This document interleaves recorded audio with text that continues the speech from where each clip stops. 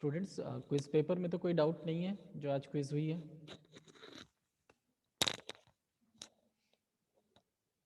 किसी क्वेश्चन के सोल्यूशन के बारे में कुछ जानकारी चाहिए हो, कोई आंसर ना समझ में आ रहा हो तो पूछ लीजिएगा।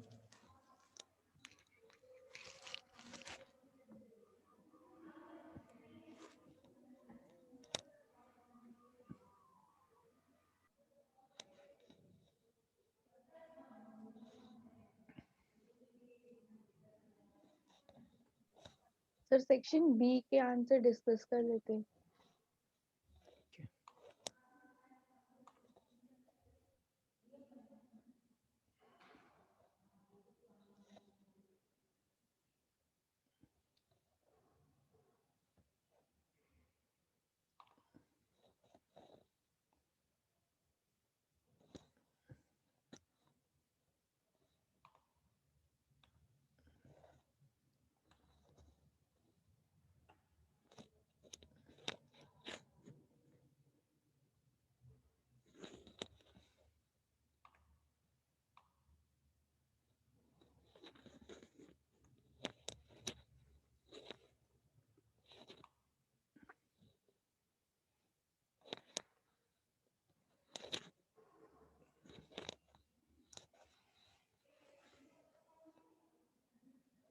दोनों ही डिस्कस कर लेते हैं, सेक्शन ई और सेक्शन बी, सेक्शन ए और बी।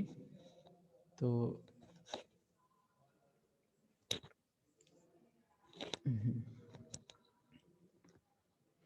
इसमें तो सिर्फ देखिए फर्स्ट क्वेश्चन है, सिर्फ ट्रू स्टेटमेंट्स बताने हैं आपको कट ऑफ मोड के लिए। तो कट ऑफ मोड में क्या होगा? Collector current is 0, base current is non zero, both junctions forward bias. ये सारे आपको इजीली पता चल जाएंगे कि ये सब रॉन्ग आंसर है। Collector current is proportional to base current, जब करंट ही 0 है तो बाकी सारे ऑप्शंस रॉन्ग होंगे, ए वाला ऑप्शन करेक्ट होगा।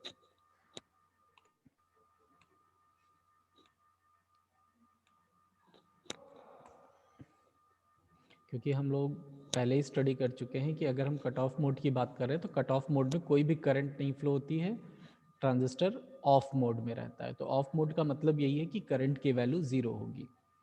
ऐसे ही एन चैनल मॉसफेट की बात करें अगर, तो it is faster than P channel MOSFET. N channel में जो है इलेक्ट्रॉन्स का फ्लो होता है, ये फास्टर डिवाइस होती है एन मॉस। इसके बाद which of the following parameter use to control MOSFET. MOSFET की कंट्रोलिंग के लिए कौन से पैरामीटर को यूज़ किया जाता है? तो आप सभी को पता है कि गेट वोल्टेज का यूटिलाइजेशन करते हैं। तो आंसर क्या होगा? VGS, क्योंकि VGS जो होता है वो गेट टू सोर्स वोल्टेज होता है। और मॉसफेट एक वोल्टेज कंट्रोल डिवाइस है। तो करंट वाले तो दोनों ऑप्शंस पहले ही आपके यहाँ से हट जाएंगे, करंट तो हो ही नहीं सकती। इसके बाद हाई फ्रीक्वेंसी एप्लीकेशंस के लिए भी मॉसफेट का यूज़ होता है।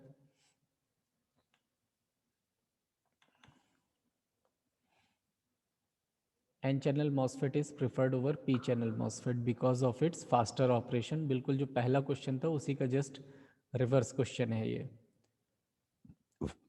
MOSFET is used in digital circuits due to its lower power consumption. इसमें पावर कंजम्पशन बहुत कम होता है। नॉइज लेवल्स भी मॉसफेट में कम होते हैं, बट बीजेटी के कंपैरिजन में लो होते हैं। बट डिजिटल सर्किट्स में जो यूज़ करने का मेजर इसका वो है, वो लो पावर कंजम्पशन होता है। ऐसे ही VGS ऑन की बात करें अगर, मतलब कि गेट टू सोर्स वोल्टेज में हम कितना वोल्टेज अप्लाई करेंगे कि ट्रांजिस्टर ऑन होगा, तो it must be greater than the threshold voltage. तो जो भी हम थ्रेशोल्ड वोल्टेज अप्लाई करेंगे VT, तो VT जो थ्रेशोल्ड वोल्टेज होता है उससे ग्रेटर होना चाहिए, तभी ट्रांजिस्टर ऑन होगा। एंड सेम चीज यहाँ पर भी है। In N N channel EMOS active regions occur when, जब VGD यानी gate to drain voltage is greater than threshold voltage.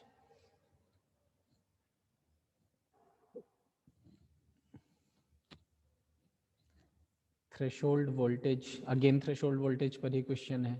तो minimum voltage to induce N और पी चैनल फॉर कंडक्शन। तो थ्रेशोल्ड वोल्टेज मिनिमम वोल्टेज वही होता है जिस जो कि मिनिमम आप गेट पे अप्लाई करोगे तो कंडक्शन स्टार्ट होगा, मींस चैनल का फॉर्मेशन होगा।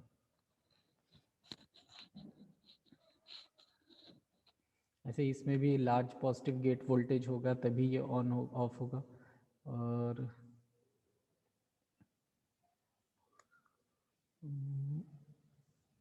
नेक्स्ट है for a transistor to operate in active region what is the essential possible condition of biasing. तो एक्टिव रीजन के लिए आपको बताया था कि एमिटर बेस्ड जंक्शन जो है वो फॉरवर्ड बायस और collector based junction reverse bias होना चाहिए। ठीक, ये भी करेक्ट हो गया।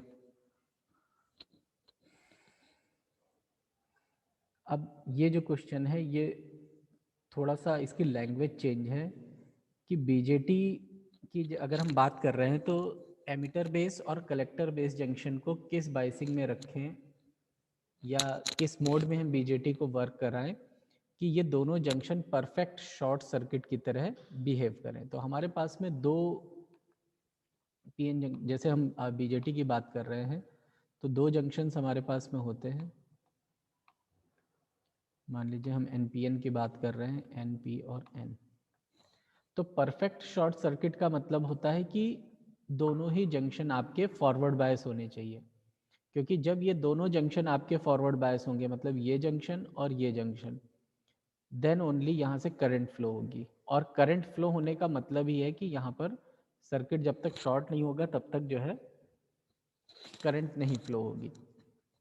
अगर एक भी जंक्शन रिवर्स बायस हो गया तो इट मीन्स करंट फ्लो नहीं हो पाएगी दोनों जंक्शंस के थ्रू। तो यहाँ पर कंडीशन क्या पूछी गई है कि परफेक्ट शॉर्ट सर्किट की तरह दोनों जंक्शंस कब वर्क करेंगे, जब दोनों जंक्शन फॉरवर्ड बायस में होंगे। और फॉरवर्ड बायस में दोनों जंक्शंस किस मोड में होते हैं, सैचुरेशन मोड में। ठीक,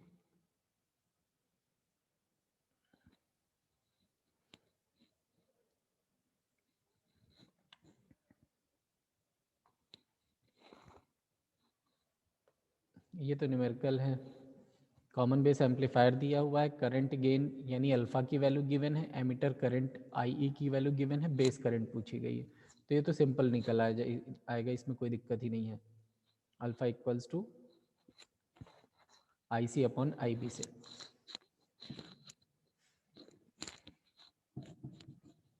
नेक्स्ट फिर the power dissipated by a transistor approximately equals the collector current times. मतलब कि जो पावर डेसिपेशन होगा ट्रांजिस्टर में वो कितना होगा। अगर हम पावर डेसिपेशन की बात करें तो पावर डेसिपेशन कितना होता है, V equals to P equals to VI। ठीक, पावर की बात करें तो P इक्वल्स टू होता है V इंटू आई। और हम कहाँ पर बात कर रहे हैं इसमें, क्योंकि कलेक्टर करंट की बात कर रहे हैं इट मीन्स हम आउटपुट पे पावर डेसिपेशन की बात कर रहे हैं। तो अगर ये कलेक्टर करंट है IC तो ये जो वोल्टेज होगा ये वोल्टेज भी आपका कलेक्टर साइड का वोल्टेज होगा। तो अगर हम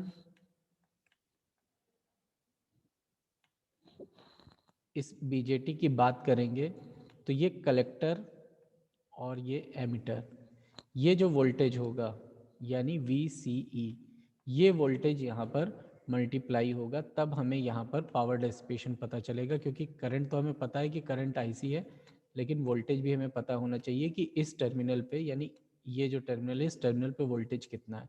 तो हम विद रिस्पेक्ट टू ग्राउंड यानी इसके एमिटर वाले टर्मिनल के अक्रॉस वोल्टेज मेजर करेंगे तो ये वोल्टेज VCE होगा। तो कलेक्टर एमिटर वोल्टेज को कलेक्टर करंट से मल्टीप्लाई करेंगे तब जाके हम पावर डेसिपेशन कैलकुलेट कर सकते हैं। ठीक, इसका आंसर तो आपको पता ही है कि बीजेटी में इलेक्ट्रॉन और होल्स दोनों की वजह से करंट फ्लो होती है।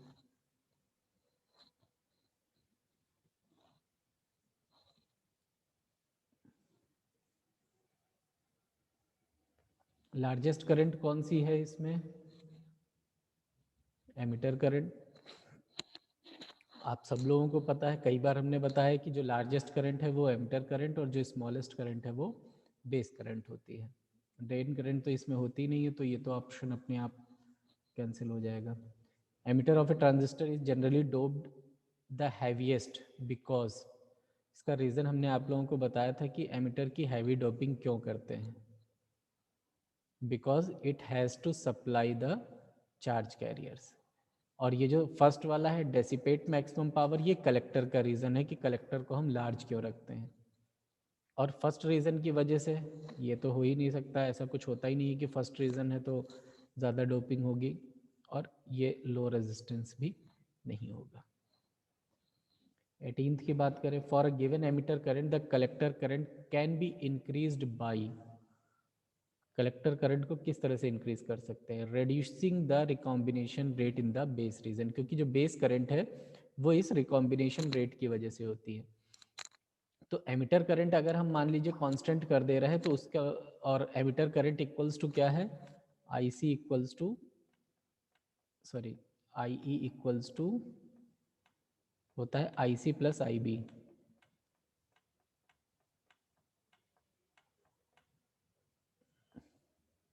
I C plus I B. तो अगर इस करंट को हम कांस्टेंट कर रहे हैं और हम कलेक्टर करंट को इंक्रीज करना चाह रहे हैं, तो इट मीन्स कि हमें इस बेस करंट को डिक्रीज करना पड़ेगा। और बेस करंट कब डिक्रीज होगी, जब ये रिकॉम्बिनेशन रेट कम होगा। और जैसे ही रिकॉम्बिनेशन रेट कम होगा, बेस करंट डिक्रीज होगी और कलेक्टर करंट अपने आप इंक्रीज हो जाएगी। अल्फा बीटा का रिलेशन, ये तो याद करने वाली चीज़ है। इसके बाद for in N NPN transistor the leakage current is due to,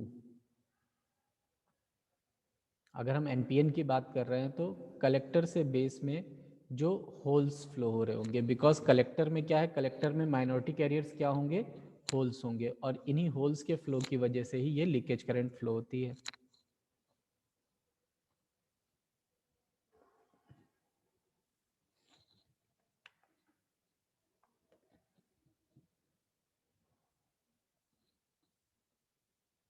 ICBO of it in a transistor can be reduced by reducing temperature, क्योंकि हमने ये स्टडी किया है कि जो लीकेज करंट होती है, जो रिवर्स सेचुरेशन करंट होती है, टेम्परेचर डिपेंडेंट होती है।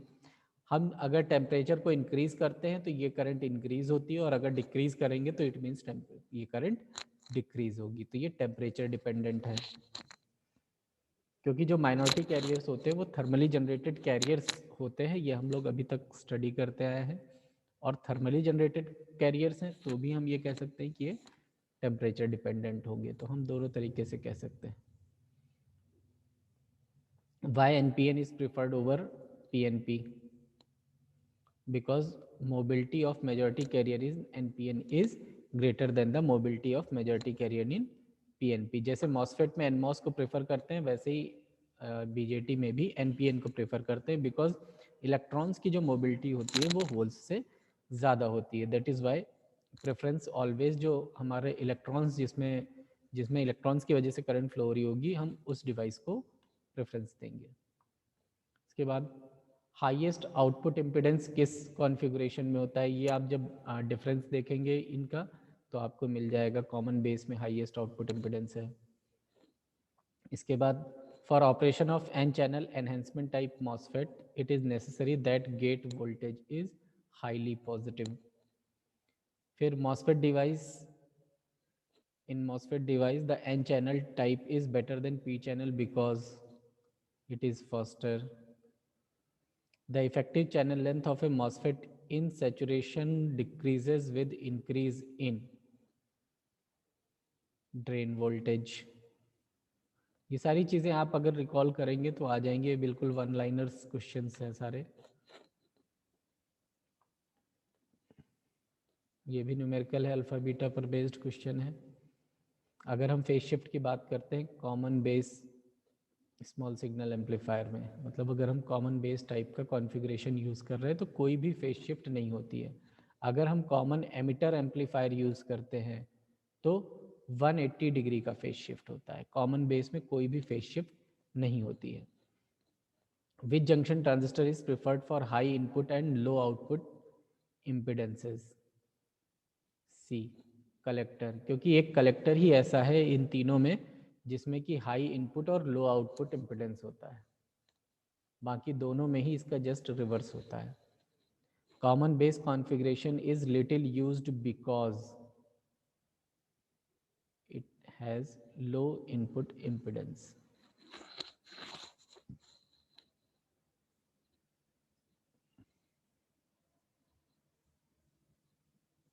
अब यहीं पर अगर वोल्टेज गेन की भी बात करते तो भी हम इसको कह सकते थे कि कॉमन एमिटर के कंपैरिजन में वोल्टेज गेन कम होता है इसका।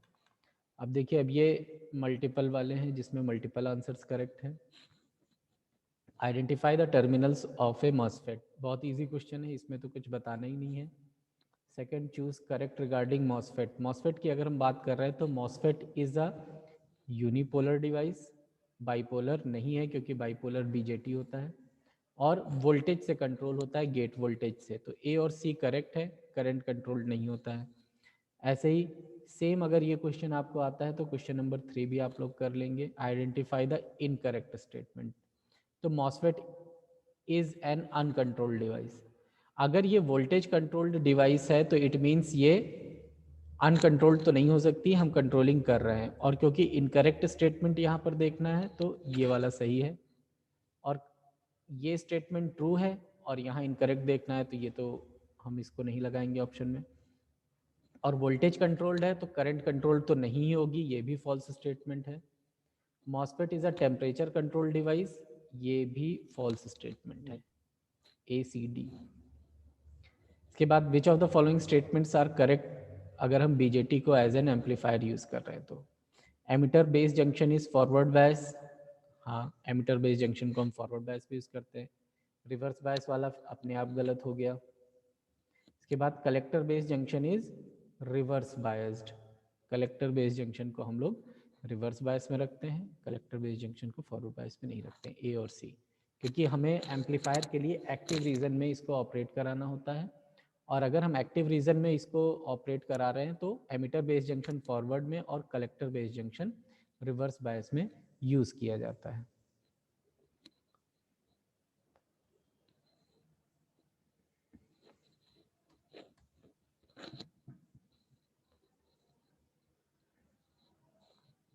बाइपोलर जंक्शन ट्रांजिस्टर के लिए अगर बात करें तो क्या ये 2 टर्मिनल डिवाइस है? नहीं, ये 3 टर्मिनल की डिवाइस है, एमिटर, कलेक्टर और बेस। और इसमें जंक्शंस कितने होते हैं? 2 या 3? तो 2 जंक्शंस होते हैं, 3 जंक्शंस नहीं होते हैं। एक पीएन जंक्शन, एक और पीएन जंक्शन, तो 2 जंक्शंस यहाँ पर होते हैं। रोल नंबर 50 लक्ष्य, अपना माइक अनम्यूट करिए ज़रा।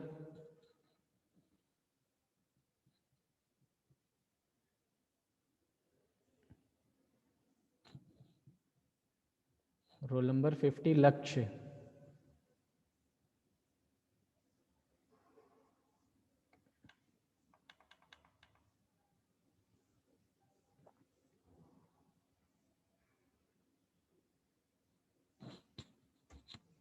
रोल नंबर 50 लक्ष्य। Yes sir. आप क्लासेस भी कम करते हैं और आपके मार्क्स भी बहुत कम आ रहे हैं, क्या रीज़न है?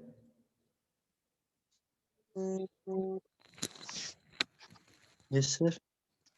बताइए, रीज़न बताइए। आपके मार्क्स भी कम हैं और आप क्लासेस भी बहुत कम कर रहे हैं। सर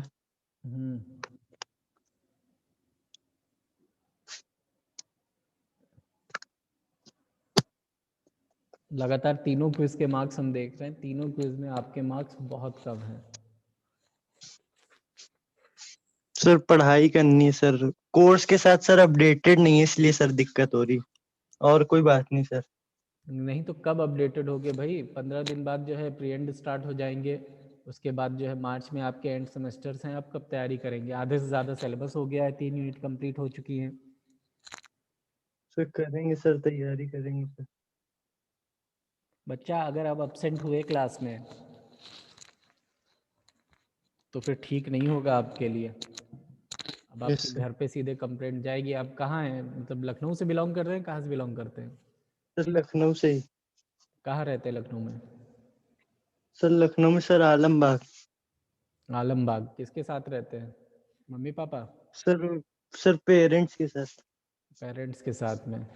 तो अपने पेरेंट्स से ज़रा हमारी बात करवाइएगा आज, यस सर। ठीक है? Okay sir. शाम को जो है फ़ोन करिएगा, अपने Excuse पिताजी me, से sir. बात करवाइए। हाँ जी हर्ष बताइए। सर आपने सर ईआरपी पे सर वो मार्क्स डाल दिए सर? कौन से? सर आज वाले क्विज के। अभी नहीं डाले हैं। Okay sir, thank you sir. ठीक, इसके बाद क्वेश्चन नंबर 6 है।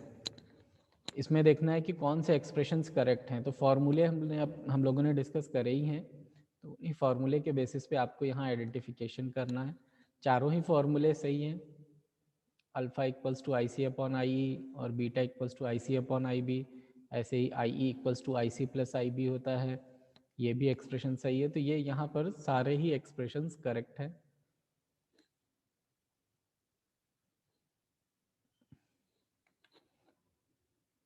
नेक्स्ट फिर क्वेश्चन है, इसमें आपको N channel depletion type MOSFET का सिंबल आइडेंटिफाई करना है। तो अगर हम एन चैनल की बात कर रहे हैं तो सबसे मतलब मेन रीज़न यहाँ पर जो मेन पॉइंट आइडेंटिफिकेशन का है वो कि एन चैनल में इनवर्ड एरो होता है। तो यही दोनों ऑप्शंस करेक्ट हैं।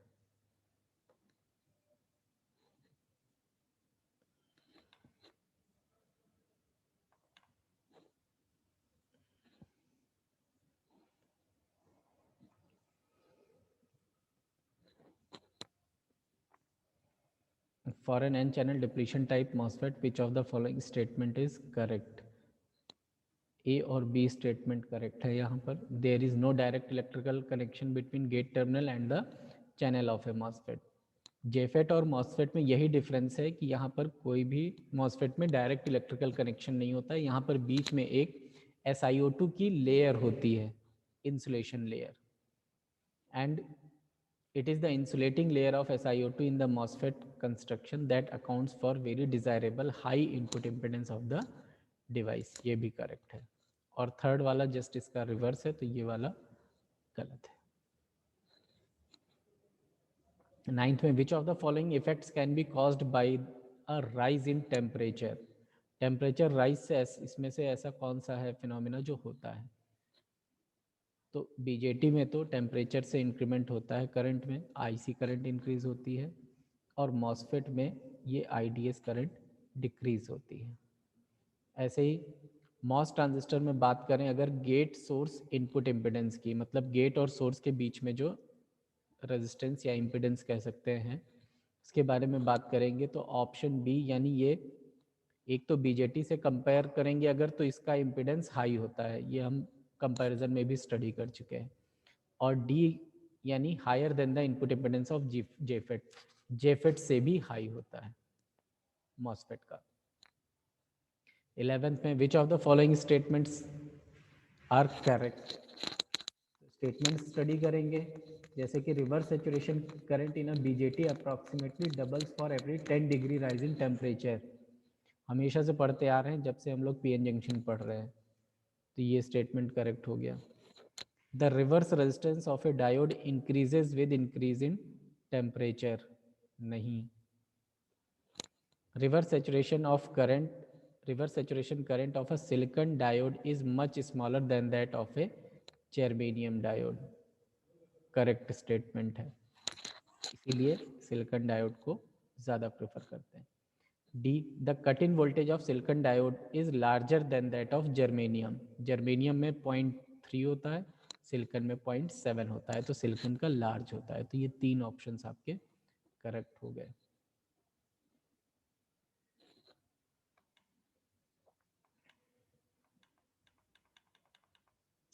Twelve, 13, 14। Identify the correct statement regarding common collector amplifier. Again आप कॉमन कलेक्टर के टॉपिक पे जाएंगे तो आपको मिल जाएंगे कि इसका इनपुट इम्पिडेंस हाई होता है, आउटपुट इम्पिडेंस लो होता है, और डी करंट गेन हाई होता है, क्योंकि वोल्टेज गेन इसका हाई नहीं होता है, वोल्टेज गेन अप्रोक्सीमेटली यूनिटी होता है। 13th की बात करें, the collector and emitter levels of A transistor in DC current. ये तो न्यूमेरिकल प्रॉब्लम है, डायरेक्ट फॉर्मूला बेस्ड, ये भी न्यूमेरिकल है। कॉमन बेस के केस में गेन दिया हुआ है, करंट दी हुई है आपसे, रेस्ट 2 करंट्स पूछी गई हैं, आईसी और आईई कैलकुलेट करनी है। ये न्यूमेरिकल हमने कराया भी है क्लास में। इसके बाद 14th में अगेन करेक्ट स्टेटमेंट्स आइडेंटिफाई करने हैं। तो common collector circuit is suitable for impedance matching. जब कॉमन कलेक्टर बताया था तो हमने ये इसका एक एप्लीकेशन बताया था आपको। ऐसे ही कॉमन एमिटर एम्पलीफायर में बेस करंट वेरी हाई होती है, ये स्टेटमेंट फॉल्स है। When a collector is at AC ground the circuit is called common collector, क्योंकि जब हम कॉमन कलेक्टर की बात करते हैं तो कलेक्टर वाले टर्मिनल को ग्राउंड रखते हैं और कलेक्टर बेस के अक्रॉस इनपुट और कलेक्टर एमिटर के अक्रॉस आउटपुट मेजर करते हैं। तो ये सही हो गया। और voltage gain of emitter follower is greater then 1, ये भी इनकरेक्ट है।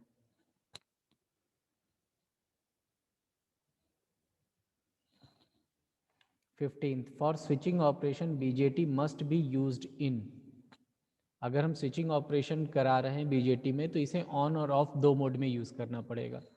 तो of mode cut off mode को कहते हैं और ऑन मोड सैचुरेशन मोड को कहते हैं। तो ये दोनों मोड्स में हमें इसको यूज़ करना होगा। तो ए और डी यहाँ पर करेक्ट है।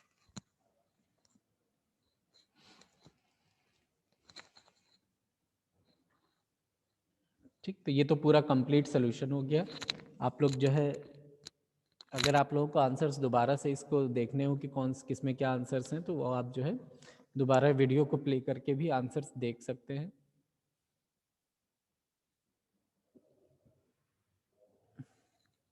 सर हाँ उमेंद्र बताइए। सर एक क्वेश्चन था सर। हाँ पूछिए। सर जैसे सर हमने एनपीएन या फिर पीएनपी ट्रांजिस्टर लिया बीजेटी का, हम्म तो सर उसमें जो वर्किंग होती है, हम्म तो उसमें वर्किंग में जैसे हमने एनपीएन लिया, हाँ तो एनपीएन में एन जो होगा वो एमिटर होगा, पी होगा बेस होगा, हाँ और फिर जो एन होगा वो कलेक्टर होगा। हाँ तो सर पी में जो होल्स होंगे वो सर मतलब वो तो बहुत कम होंगे, क्योंकि उसमें लाइटली मतलब वो हाँ किए जाते लाइटली हैं, डोप्ड है, ठीक है। डोप्ड है सर। तो हम्म अगर एक सर उसमें गेस करें कि अगर उसमें बहुत कम है सर, तो हम्म एमिटर से जो इलेक्ट्रॉन्स होंगे वो सर मूव करेंगे टुवर्ड्स सर बेस की तरफ सर। तो हम्म बेस में जाके सर वो होल्स को डिफ्यूज कर देंगे। हम्म, तो जब होल्स को सर डिफ्यूज कर देंगे तो सर जितने एक सर ऐसा टाइम आएगा जब उसमें एक भी होल नहीं बचेगा। ठीक है। तो जब सर होल उसमें नहीं बचेंगे तो सर उसमें लेकिन मतलब जो एक्टिव रीजन में सर जो मतलब ये होता है ट्रांजिस्टर जो होता है वो सर कंटिन्यूअस जो उसमें करंट होती है वो फ्लो होती रहती है। तो इसका मतलब सर जो उसमें चार्ज होते हैं वो भी फ्लो होते होंगे। तो सर जब मतलब वहां पर सर होल्स खत्म हो जाते हैं तो सर उसमें से मतलब दोबारा सर होल्स कहाँ से मतलब सर उसमें वो मतलब देखिए आ जाते हैं पहली सर। चीज तो खत्म होने का कोई कॉन्सेप्ट नहीं है, ठीक है। खत्म होने का ये कॉन्सेप्ट नहीं है कि बहुत ज्यादा इलेक्ट्रॉन्स फ्लो हो रहे तो होल्स जो है आपके रिकम्बाइन होकर के खत्म हो जाएंगे, क्योंकि हम जैसे कंसंट्रेशन जो होगी सर एक टाइम बराबर तो हो ही जाएगी ना सर, सेम तो हो हाँ ही हाँ जाएगी दोनों की। देखिए जो भी आपके जो है इलेक्ट्रॉन्स या होल्स की हम बात कर रहे हैं, ठीक है, तो इनका एक तो पहली चीज़ तो जैसे कि फ्लो हो रहा है, और दूसरी चीज़ कि यहाँ पर जो है जो ये कैरियर्स होते हैं, ये कैरियर्स यहाँ पर जनरेट होते रहते हैं, ठीक है। हाँ सर वही आप जैसे जनरेशन पूछना है, ये हाँ पी रीजन में होल्स कहाँ से जनरेट हो जाते हैं सर। पी रीजन, देखिए चाहे पी रीजन की बात करो चाहे एन रीजन की बात करिए, यहाँ पर हाँ हम सर हाँ जैसे ही बाइसिंग अप्लाई करते हैं तो आप वहां जी से सर। इस फिनोमिना को समझिए जहां पर जो है हम कंडक्शन बैंड और वैलेंस बैंड के फिनोमिना को समझते हैं कि जो हाँ सर इलेक्ट्रॉन्स हैं, अगर इलेक्ट्रॉन्स की बात कर रहे हैं तो इलेक्ट्रॉन्स का जनरेशन होगा, जब वोल्टेज अप्लाई करोगे तो क्या होगा, वैलेंस बैंड से कंडक्शन बैंड में इलेक्ट्रॉन्स मूव करते हैं, मूव करेंगे। यस ठीक सर। है।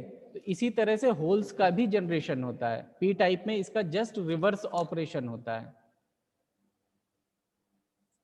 ठीक है। एन टाइप के उसको क्या कहते हैं, एन टाइप वाले को आप समझने की कोशिश करिए और पी टाइप को उसके रिवर्स एक्शन से समझने की कोशिश करिए। उसको इस तरह से हम लोग नहीं समझ सकते कि हम उसमें इलेक्ट्रॉन्स जैसे एनर्जी दे दी गई और इलेक्ट्रॉन्स एमिट हो गया, ठीक है। आप जी एन सर। टाइप वाले को समझने की कोशिश करिए कि एन टाइप में किस तरह से प्रोसीजर हो रहा है, और पी टाइप को उसके जस्ट रिवर्स ऑपरेशन से समझिए कि अगर एन टाइप में इलेक्ट्रॉन्स का जनरेशन हो रहा है तो इट मीन्स कि अगर पी टाइप का मटेरियल है तो वहां पर होल्स का जनरेशन होगा।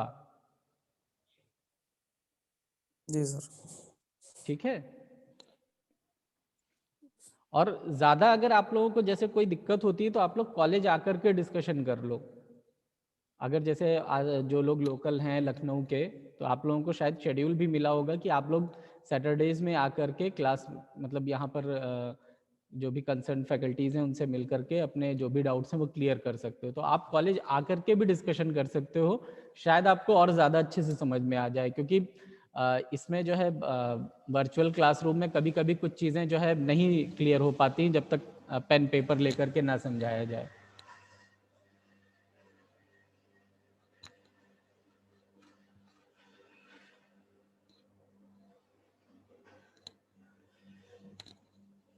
एंड एक चीज़ और स्टूडेंट्स की, आप लोग कोशिश करिएगा कि एक वीडियो लेक्चर पड़ा हुआ है मंडे का, मंडे यानी 1 तारीख का, 1 तारीख का IT13 का हमने शेयर किया हुआ है गूगल क्लासरूम पे। तो उसको आप लोग देख लीजिएगा। उसमें हमने नंबर सिस्टम्स के बारे में थोड़ा सा बताया है, जो नेक्स्ट यूनिट है, यूनिट 4th। तो थोड़ा सा उसका इंट्रोडक्शन देख लीजिएगा, बहुत ज़्यादा कुछ नहीं है उसमें। तो वो आप लोग एक बार वीडियो को देख लीजिएगा, तो फिर नेक्स्ट में हम उसके आगे से थोड़ा सा बता देंगे, बिकॉज थोड़ा सा टाइम कम है तो हम लोगों को थोड़ा सा स्पीड अप करके चलना पड़ेगा। तो उस लेक्चर को देख लीजिएगा। सिर्फ डेसिमल, बाइनरी, ऑक्टल और हेक्साडेसिमल, ये नंबर सिस्टम्स के बारे में एक छोटा सा इंट्रोडक्शन है। तो उस लेक्चर को आप लोग ज़रूर देख लीजिएगा। मिल जाएगा ना लेक्चर गूगल क्लासरूम पे आप लोगों को? Yes sir. हाँ, तो आप लोग एक बार उसको देख लीजिएगा लेक्चर को, सो दैट कि नेक्स्ट लेक्चर में फिर हम थोड़ा सा इजीली यूनिट स्टार्ट कर सकेंगे। अभी के लिए और कोई क्वेरी हो किसी की?